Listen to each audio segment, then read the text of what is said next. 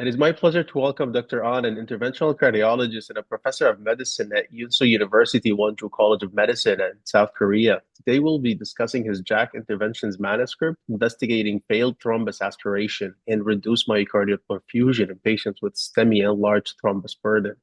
Dr. An, thank you so much for taking the time to join us today and share your expertise. Thank you for having me. First, can you give us a brief background about, the topic, the questions that you and the team aim to address, and the population that you studied?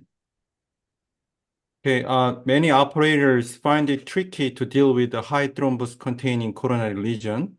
So as we know, a large clot burden is linked to decreased epicardial flow and poor myocardial perfusion, which can lead to an unfavorable clinical outcome. The idea is that aspirating the thrombus from the culprit artery as much as possible would be beneficial for restoring epicardial flow and myocardial perfusion. However, the results of the recent two RCTs tested in 2013 and total in 2015 show that thrombus aspiration didn't have any clinical benefit for all comer STEMI patients.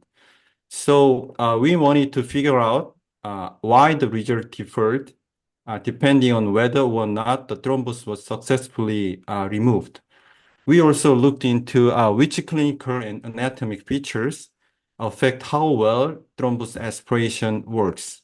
So we enrolled 812 consecutive patients with STEMI and a large thrombus burden who underwent a manual thrombus aspiration during primary PCI. Very nice. And as you mentioned, I think it's an important topic that we're still trying to figure out. What did you guys find? Was there any difference, in outcomes between those with failed thrombus aspiration versus successful thrombus aspiration? So we define the thrombus aspiration failure as no thrombus retrieval, pre-stenting residual thrombus, or distal embolization, which made up about 44%.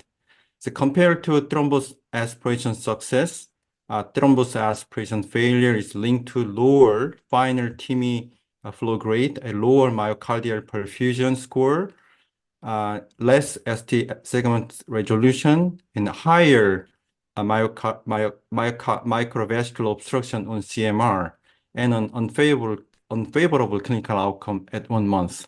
So we found that old age and KLIP 3 or 4, a non-LAD as the culprit vessel, and tortuosity and calcification of the infarct-related artery were the main factors that led to unsuccessful thrombus aspiration. That's amazing. And I think, these results are important to demonstrate there might be still a role for thrombus aspiration, in these patients, specifically those with large thrombus burden. How do you think we should move forward giving these results? I think these are important results that, might start kind of the idea of starting new clinical evidence and new research moving forward. How do you think we should take this? So we typically don't aspirate thrombus in all STEMI patients based on the result of key RCTs and the latest STEMI guidelines. That said, we still believe that thrombus aspiration can be useful in certain situations, such as when there is a large thrombus, embolic infarction, or a plaque erosion with thrombus. So therefore, it would be great to do more research with new thrombus aspiration devices with a good beta performance, like the Indigo CAT RX, which continuously aspirate, or stent retrievers, to see if they can help STEMI patients with a large clot. Thank you.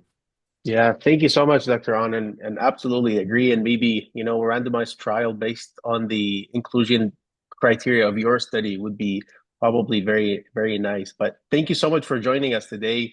And we invite everyone to go over the full manuscript published in this issue of JACC Interventions. Thank you so much, Dr. An. Thank you for having me.